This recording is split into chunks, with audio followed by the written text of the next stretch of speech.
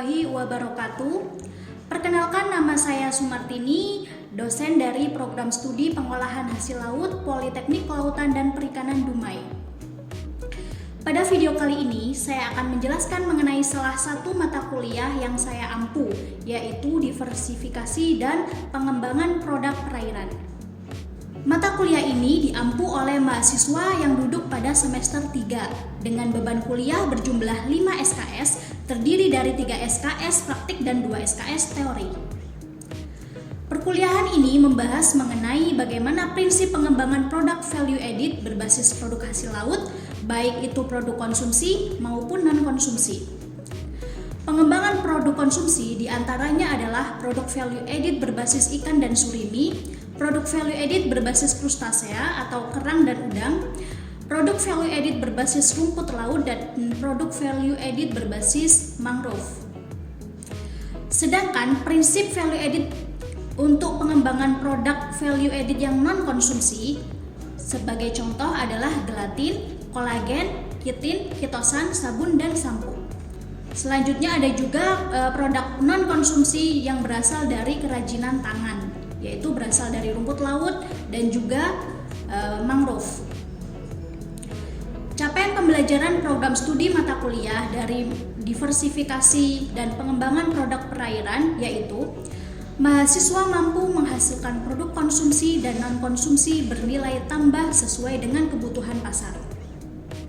Dalam melaksanakan pembelajaran, selain ceramah dan penyampaian materi, metode pembelajaran yang digunakan adalah learner-centered learning, yaitu metode pengajaran yang berpusat pada peserta didik. Metode learner-centered learning ini terdiri dari pembelajaran aktif, pembelajaran kooperatif, dan pembelajaran induktif. Pembelajaran aktif adalah sebuah pembelajaran di mana mahasiswa memecahkan masalahnya sendiri, menjawab pertanyaan dan merumuskan pertanyaan mereka sendiri. Selain itu, mereka juga berdiskusi, menjelaskan, berdebat, dan bertukar pikiran selama kelas berlangsung. Yang kedua, pembelajaran kooperatif, di mana mahasiswa itu bekerja dalam tim dengan berbagai masalah dan proyek di bawah kondisi yang menjamin adanya saling ketergantungan antara mahasiswa satu dengan mahasiswa yang lainnya. Selanjutnya, pembelajaran induktif. Pembelajaran induktif ini dilakukan di mana mahasiswa diberikan tantangan untuk dapat mereka selesaikan. Contoh dari pembelajaran induktif ini seperti pembelajaran berbasis inquiry, berbasis kasus, berbasis masalah, berbasis project, berbasis riset dan penelitian, ataupun just in time. Sistem evaluasi dan asesmen pada pembelajaran mata kuliah diversifikasi dan pengembangan produk perairan itu terdiri dari beberapa komponen, yaitu yang pertama adalah tugas atau kuis, yang kedua adalah UTS atau ujian tengah semester, dan yang ketiga adalah UAS atau ujian akhir semester. Bobot penilaian dari masing-masing komponen tersebut adalah 20% terdiri dari kuis atau tugas, 40% terdiri dari UTS, dan 40% lagi terdiri dari komponen UAS atau ujian akhir semester. Kemudian saya akan menjelaskan apa saja capaian pembelajaran mata kuliah diversifikasi dan pengembangan produk perairan yang terdiri dari 1.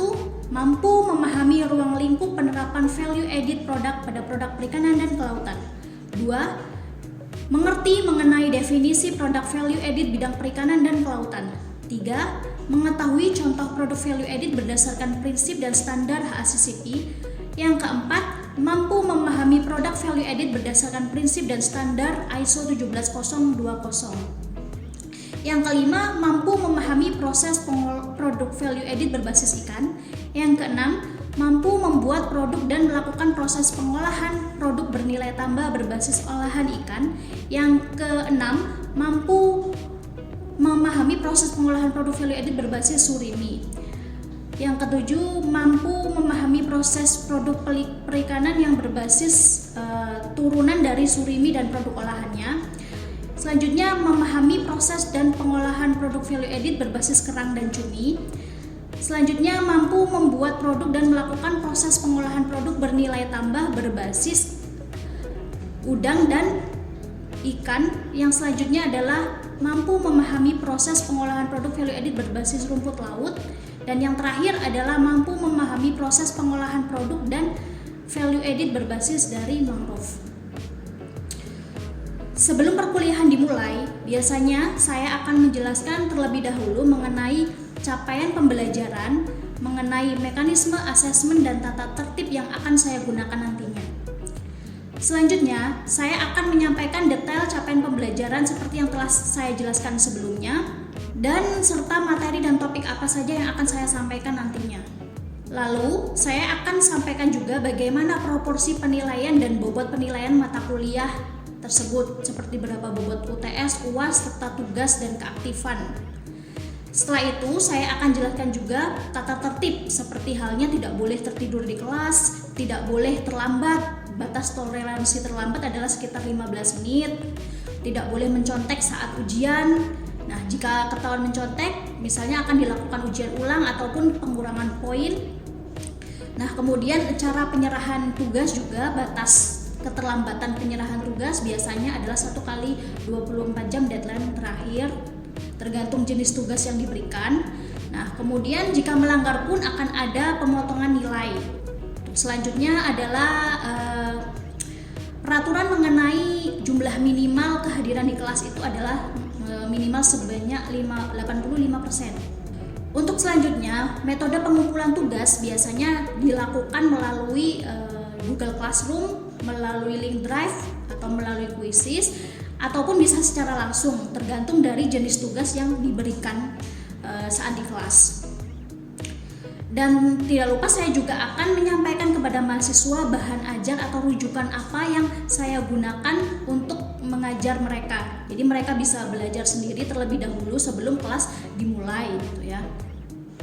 Jadi beberapa referensi yang saya gunakan itu adalah seperti halnya buku ilmu pangan yang karangan dari Bakal, buku Fish Nutrition karangan dari Halford and Ronald, dan itu merupakan textbook. Nah, selain textbook dan jurnal, saya juga menggunakan bahan ajar yang saya tulis sendiri pada mata kuliah diversifikasi dan pengembangan produk perairan. Buku tersebut berjudul ini ya, diversifikasi olahan mangrove, dan juga yang satu lagi ada olahan mangrove dalam bisnis modern. Ya. Jadi selain textbook, saya juga menggunakan buku yang saya tulis sendiri sesuai dengan kepakaran ataupun sesuai dengan mata kuliah yang saya ampu. Di samping itu, pada kegiatan perkuliahan tidak hanya dilakukan di kelas, karena ini merupakan 3 SKS praktek dan 2 SKS teori. Jadi lebih banyak kegiatan yang dilakukan di laboratorium gitu ya. Praktikum biasanya dilaksanakan setelah teori diberikan dan setelah pembelajaran di kelas selesai. Mahasiswa nantinya juga akan diberikan bahan ajar sebelum perkuliahan dimulai. Jadi seperti video tutorial ataupun bagaimana cara membuat produk, yaitu di link YouTube. Biasanya sebelum praktikum, anak-anak diberikan link YouTube untuk terlebih dahulu ditonton sebelum melaksanakan praktikum di laboratorium. Baik, selanjutnya saya akan menampilkan video pembelajaran saya selama di kelas juga di laboratorium pada mata kuliah diversifikasi dan pengembangan produk perairan. Selamat menyaksikan. Oke, baik. Assalamualaikum warahmatullahi wabarakatuh. Waalaikumsalam warahmatullahi wabarakatuh. Untuk pertemuan kali ini kita akan mempelajari mata kuliah tentang inovasi dan pengembangan produk ya. Di sini inovasi pengembangan produk di bidang perikanan dan kelautan itu sangat banyak ya. Ada ikan, coba produk-produk perikanan itu ada apa saja kita disebutkan. Produk-produk perikanan. Ya, produk perikanan, bahan baku yang berasal dari produk perikanan kelautan, yang berasal dari laut, ikan, laut, apalagi mangrove ya, salah satunya mangrove ya, benar. Nah, kali ini Ibu akan menjelaskan tentang konsep inovasi dan pengembangan produk bahan bakunya mangrove ya. Nah, mangrove ya. Apa sih tujuannya kita itu untuk mempelajari inovasi dan pengembangan produk, terutama di mangrove itu ya? Yang pertama di sini untuk mengetahui bagaimana pengolahan mangrove untuk menghasilkan produk olahan. Jadi selama ini mangrove itu kita tahu hanya terbuang. Ada tidak di daerah kalian nih misalnya mangrove yang memang sudah diolah? Tidak ada. Nah, padahal potensi mangrove untuk diolah sebagai bahan makanan atau untuk obat itu udah banyak yang diteliti gitu ya. Salah satunya untuk obat anti diare itu sudah ada penelitiannya. Untuk kosmetik juga ada. Kosmetik ini dalam bentuk lulur, bedak itu sudah ada penelitiannya. Nah, terus untuk di bidang pangan itu seperti sirup, ya, sirup buah mangrove. Terus ada juga dodol, brownies, kue dan lain-lain. Jadi sangat besar potensinya. Namun kan masyarakat kan belum tahu gitu ya. Jadi produk buah-buah mangrove tuh banyak yang terbuang. Benar ya? Kan nggak ada kan yang diolah di mangrove-nya kan di daerahnya. Di sini keuntungannya itu apa? Untuk nilai tambah atau value added itu. Yang pertama menciptakan profitabilitas. Profit itu apa? Keuntungan ya. Profit itu keuntungan, jadi menciptakan keuntungan. Jadi bagi pengolah mangrove gitu ya, yang awalnya mungkin istri-istri nelayan itu dia nggak ada kegiatan di rumah gitu ya, tapi dia tinggal di pesisir pantai yang lahan mangrove-nya sangat besar, buah-buahnya itu terbuang, daun juga banyak gitu ya. Jadi menambah kegiatan masyarakat nelayan itu, terus menambah pula pemasukan atau pendapatan mereka dengan mungkin membuat produk, misalnya membuat sirup mangrove, membuat atau teh dan lain-lainnya. Nah, kenapa sih mangrove itu harus diolah sebagai produk value added? Nah, ini konsep dasar dari value added ya. Produk itu harus bernilai jual dan menguntungkan. Jadi sebuah produk itu bisa disebut dengan punya nilai tambah ketika produk itu memiliki nilai jual dan memiliki keuntungan. Ya, itu namanya value added. Nah, ini beberapa penelitian yang pernah dilakukan oleh peneliti terkait produk olahan mangrove gitu ya. Nah, yang pertama ini buah mangrove yang buahnya bisa diolah jadi kue. Ini penelitian Mamoribo 2003. Ada yang diolah menjadi sirup dan permen. Kemudian diolah jadi keripik, diolah menjadi kue, cake yang dicampur dengan nasi dan dimakan langsung dengan bumbu kelapa. Nah, terus ada tepung buah lindur, jadi bisa digunakan juga untuk tepung ya. Nah, tepung. Nah, ini spesies mangrove itu sangat banyak ya. Nggak semuanya buahnya sama kan mangrove itu kan. Ada yang kalian tahu nipah. Nah, itu kan spesies mangrove, beda kan sama mangrove yang ini. Ada buah mangrove yang kayak apel gitu bentuknya. Ada yang bentuknya panjang. Nah, ya kan?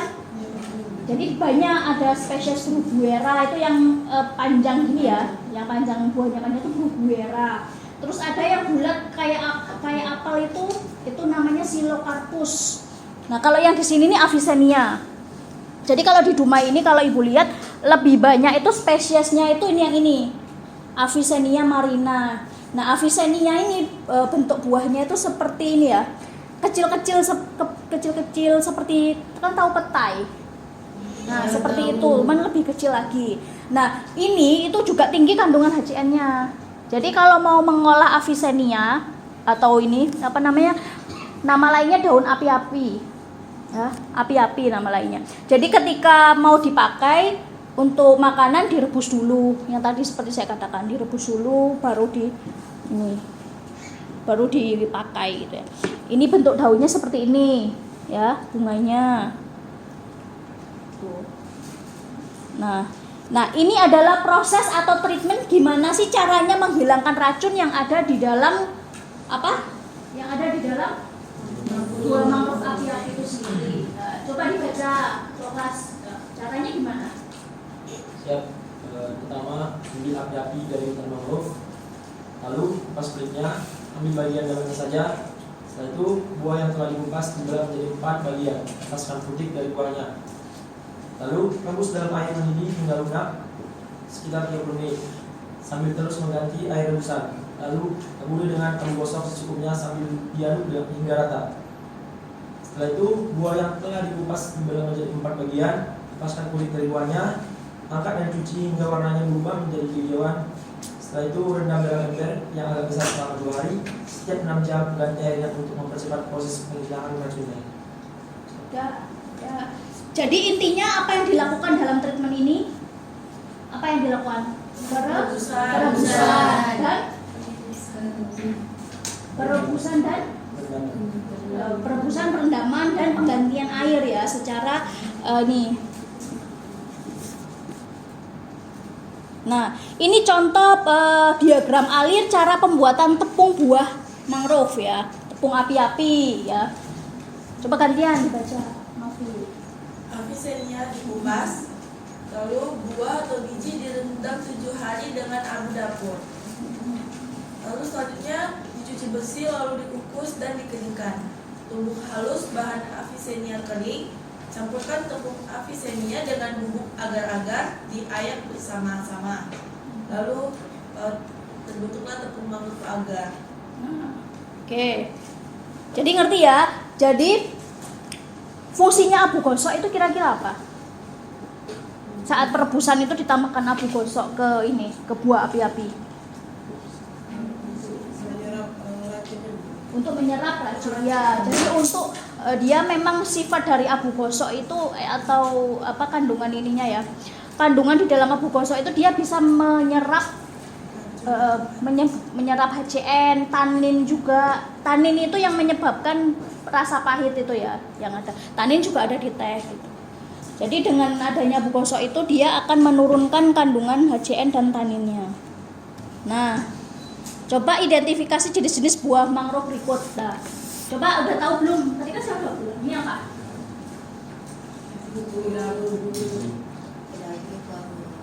Gedabu. Benar. Yang untuk kosmetik Silocarpus ya. Ini Silocarpus. Kemudian ini tadi yang tadi api-api. Dan itu yang panjang tadi apa? Ya, buguera. Atau nama lainnya lindur ya. Lindur, api-api. Ini Silocarpus ini. Dada. Nipa. Terus apa? Oke, untuk selanjutnya ada pertanyaan atau enggak? Coba ada pertanyaan apa enggak? Kalau misalnya dalam pengolahan mangrove itu misalnya kan ada yang salah dan keracunan itu apa solusinya untuk itu? Kalau keracunan ya, keracunan itu kan apa sih? Keracunan itu kan respon tubuh yang diberikan karena apa? Imun kita tidak siap gitu ya. Jadi kalau keracunan pada apapun itu intinya satu, kita menetralisir kan. Nah, biasanya kalau yang menetralisir itu apa? Air kelapa muda bisa, susu beruang tahu. Nah itu. Tapi kejadian untuk keracunan pada mangrove ini sangat kecil sekali ya. Nggak banyak gitu loh orang yang keracunan mangrove tuh nggak, malah justru nggak ada mungkin agak pahit aja rasanya gitu. Sama seperti singkong. Kalian sering nggak dengar orang keracunan singkong? Enggak kan? Nah, gitu. Karena memang ada di dalam itu, tapi kandungannya itu nggak banyak, nggak sampai mematikan manusia gitu, enggak. Tapi tetap perlu dihilangkan gitu ya, karena kan memang itu senyawa yang sifatnya beracun. Gitu. Oke, sampai sini paham? Ya, paham. Ya, jadi nanti untuk mungkin pertemuan selanjutnya kita akan ini ya praktek gitu ya, gimana mengenal morfologi dari daun, morfologi buahnya gimana bentuknya, terus akan diolah jadi apa gitu. Untuk pertemuan selanjutnya kita akan membahas tentang itu. Oke, kalau tidak ada pertanyaan untuk kuliah hari ini saya cukupkan sampai di sini. Kalau ada yang kurang jelas apa silakan menghubungi saya. Terima kasih. Wassalamualaikum warahmatullahi wabarakatuh. Waalaikumsalam warahmatullahi wabarakatuh.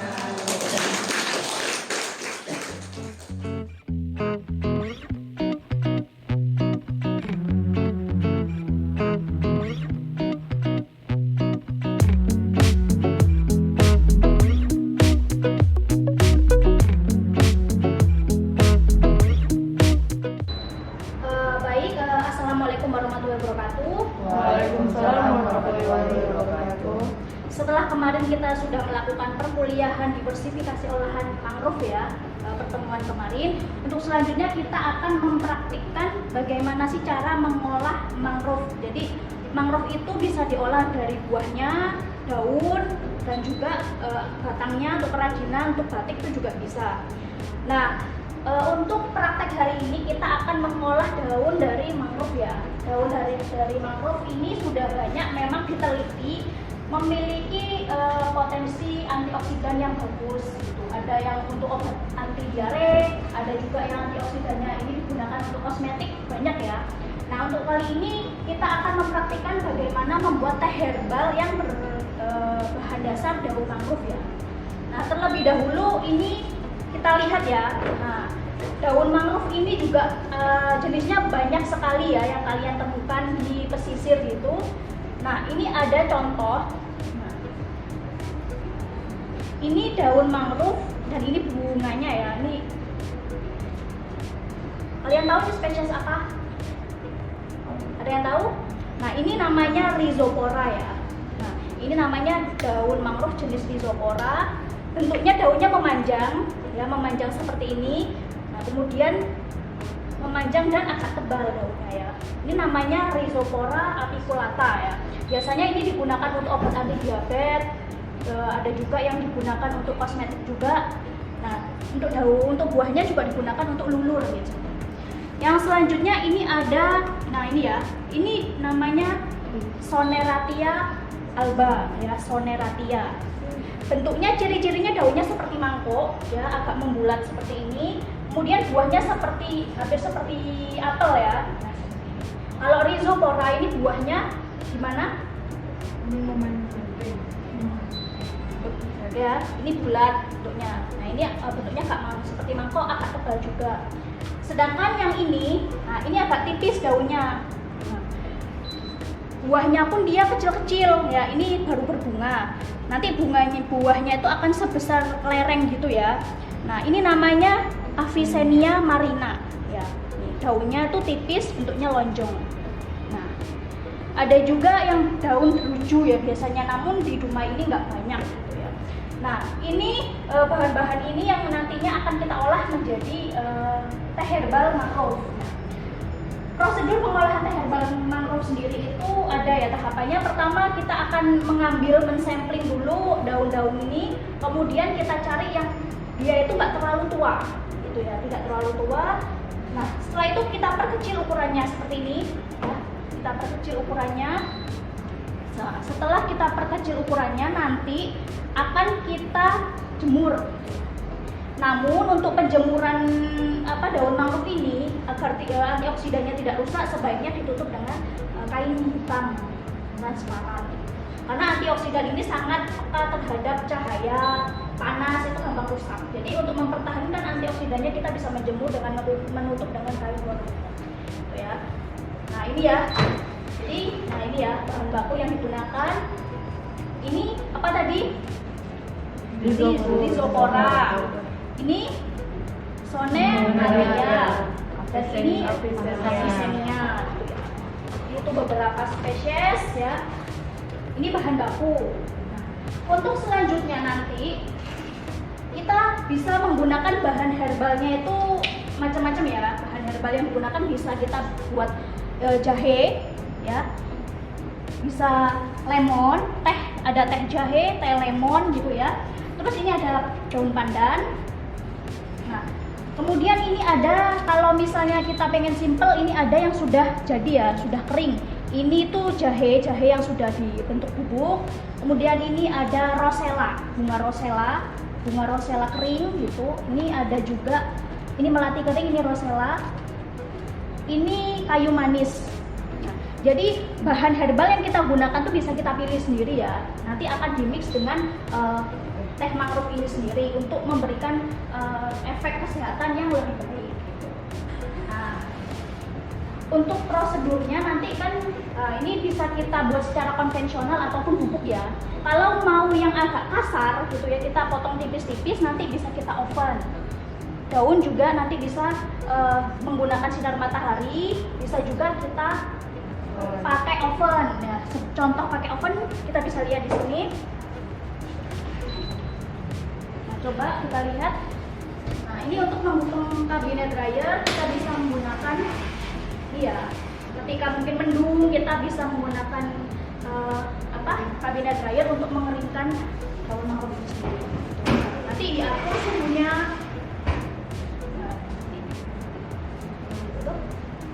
Nah,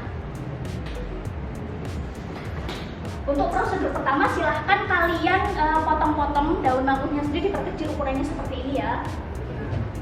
Silakan dipotong-potong. Ada yang juga yang potong ini ya, bentuknya. Nah, ketika ovennya kalau sudah panas bisa dimasukkan ya untuk mengeringkan ini. Jadi ini nanti untuk memberikan tekstur yang agak kasar gitu di dalam teh ya.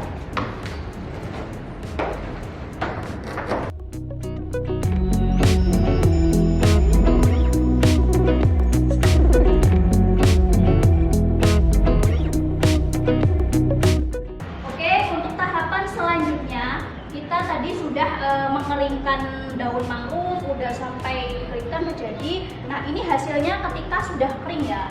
Ketika sudah kering, tahap selanjutnya adalah kita akan mengemas ya. Akan mengemas. Jadi banyak sekali jenis kemasan teh kan. Kalian tahu ada yang untuk teh celup, ada juga kalau teh celup ini ada kantong seperti ini. Kemudian ada juga langsung diletakkan di seperti pouch kecil seperti ini ya. Oke.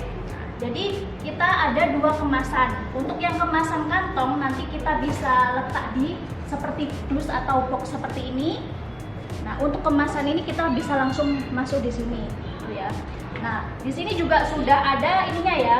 Kalian kan sudah membuat ini ya desain kemasannya, labelnya dengan Canva ya, udah dibuat. Nah, nanti setelah udah dibuat nanti kita bisa langsung pasang di ini kemasan ini. Pouchnya di sini ya. Nah, untuk pengemasan ini nanti kalian bisa menggunakan formulasi. Kalian bisa trial and error. Misalnya kalian coba dulu, pakai 1 gram herbal plus 3 gram misalnya daun mangrove-nya. Jadi kalian bisa trial and error. Jadi kalian coba, udah pas belum rasanya kalau pakai 1 gram bahan herbal, 3 gram mangrove gitu. Jadi kalian bisa trial and error formulasi yang memang disukai oleh panelis gitu ya. Nah, ketika kalian sudah menemukan, baru kalian bisa packing sesuai rasio formulasinya. Oke, selamat bekerja, silahkan untuk mengemas.